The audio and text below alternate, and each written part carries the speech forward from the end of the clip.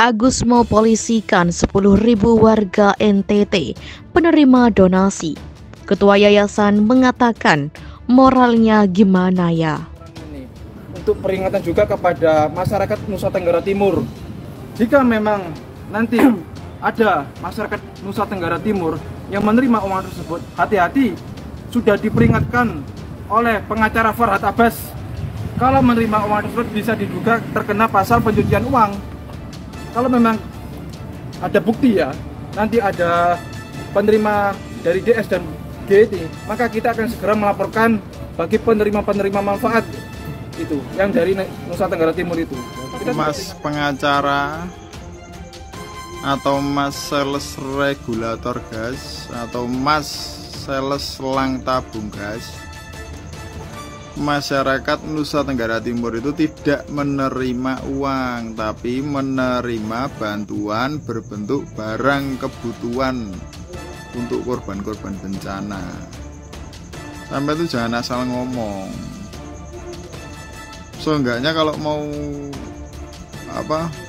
diwawancara itu ya mandi dulu, muka udah kayak stiker lesehan kayak gitu. Kalau mau numpang tenar itu jangan di masalah orang lain. Sampai bikin konten sendiri, masang tabung gas, pakai regulator sampean juga meledak, kena raimu sisan. Gini, kalau aku menurutku ya, Agus itu dia fokusnya itu di uangnya. Ini duit gue, punya gue. Jadi dia tuh kenapa dia nurut-nurut aja, ya udahlah, gue ikutin aja apa kata pengacara gue, yang penting duit gue balik. Karena kalau yang aku lihat, target dia tuh uangnya, bukan dia sembuh lagi. Uangnya, gimana dia melanjutkan kelangsungan hidup dia, lebih ke keuangannya sih, bukan ke pengobatannya. Artinya jadinya karena niatnya untuk uang itu ke dia, apapun caranya harus jadi dia ngikut. Dia ngikut aja. Udah, ayo ke Polda ikut, ayo laporin ikut, ayo yang penting duit gue balik gitu. Dan ini yang paling gilanya, gengs. Kuasa hukum dari Agus akan melaporkan warga NTT yang sudah menerima bantuan dari Densu dan Gary. Ini gila. Orang yang sedang terkena musibah ini diancam-ancam, diintimidasi, akan dilaporkan, gengs. Kan otaknya di mana ini orang?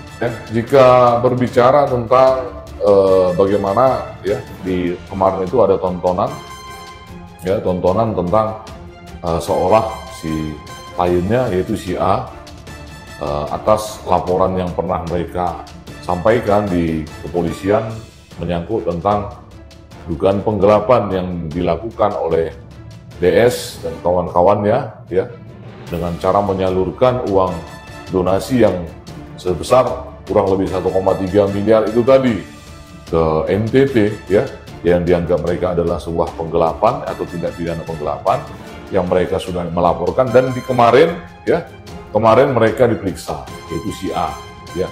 Jadi pemeriksaannya itu ya seolah sepertinya si pendamping atau si A-nya menganggap bahwa apa yang dia laporkan itu sudah dianggapnya terbukti secara hukum oleh karena dia sudah dipanggil untuk dimintai keterangan sebagai saksi, begitu kan. Jadi pernyataan atau sikap yang terlalu percaya diri yang seolah menyatakan bahwa apa yang mereka laporkan itu adalah telah ditindaklanjuti dan telah nyatakan sebagai sebuah tindak pidana penggelapan, itu adalah pernyataan atau sikap yang keliru ya, yang tidak benar begitu. Karena apa? Dalam konteks menindaklanjuti memang benar bahwa itu telah ditindaklanjuti ya. Akan tetapi dalam hal apakah terbukti bahwa itu adalah penggelapan, maka itu masih jauh ya, masih sangat jauh. Di saat nanti penyidik atau penyelidik menentukan bahwa itu adalah merupakan tindak pidana penggelapan atau tidak, begitu ya. Ketua Yayasan Rumah Peduli Kemanusiaan Gary Julian merespon rencana Agus Salim yang ingin melaporkan 10.000 warga Nusa Tenggara Timur penerima sumbangan dari uang donasi 1,3 miliar rupiah. Agus Salim tak rela donasi yang dikumpulkan melalui namanya untuk pengobatan matanya dialihkan kepada pihak lain. Gary mengaku miris dengan rencana Agus yang masih ingin menambah masalah para korban bencana alam erupsi Gunung Lewotobi. Serius? Oh iya, aku belum lihat.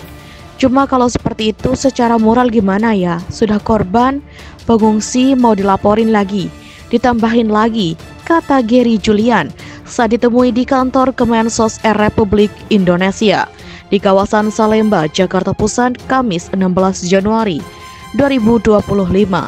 Menurut Gary, tak seharusnya Agus melampiaskan amarah pada korban bencana alam tersebut. Ribuan orang di Lewotobi butuh bantuan kemanusiaan karena jauh dari ibu kota. Janganlah bikin narasi seperti itu. Mereka itu berhak menerima bantuan dan mereka jauh dari ibu kota. Enggak banyak bantuan kemanusiaan yang sampai ke mereka, ujarnya. Gary Julian juga sudah merespon laporan polisi yang dibuat Agus Salim terhadapnya terkait penyalahgunaan dana donasi. Badan pengurus yang baru yang membuat rencana mengalihkan dana kepada penerima hak lainnya. Tidak ada aturan yang kita langgar sih, ungkapnya. Persiapan menjalankan semua sesuai dengan fakta. Kita rincikan kronologinya, apa aja yang kita lakukan, pemberkasan dan lain-lain.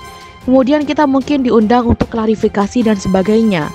Hadir ke sidang, ya kita siap dengan data-data yang sesuai kita lakukan, imbuhnya. Pengalihan dana donasi ini dipermasalahkan oleh Agus Salim karena uang tersebut awalnya diniatkan untuk biaya pengobatan matanya yang buta. Uang donasi 1,3 miliar rupiah telah dibagikan Denny Sumargo dan Gary Julian kepada warga NTT dalam bentuk barang. Sesuai dengan rencana yang mereka ungkapkan dalam podcast di kanal YouTube Denny, Agus Salim sendiri sudah melaporkan Denny Sumargo, Gary Julian, Pratiwi Novianti alias Teh Novi, dan Pablo Benua ke Polda Metro Jaya atas dugaan penggelapan dan penyalahgunaan dana. Ketua Yayasan Rumah Peduli Kemanusiaan, Gary Julian, menanggapi pernyataan Agus Salim yang yakin bisa memenjarakan Denny Sumargo dan Pratiwi Novianti. Menurut Gary, yang juga seorang pengacara, pernyataan Agus tersebut harus bisa dibuktikan. Enggak bolehlah kita siapapun itu kalau punya statement bisa memenjarakan. Enggak bolehlah. Harus melalui mekanisme. Siapa yang mendalilkan itu dia yang harus membuktikan. Jadi janganlah pakai cara-cara premanisme, kata Gary di Kementerian Sosial di Salemba, Jakarta Pusat, Kamis 16 Januari 2025.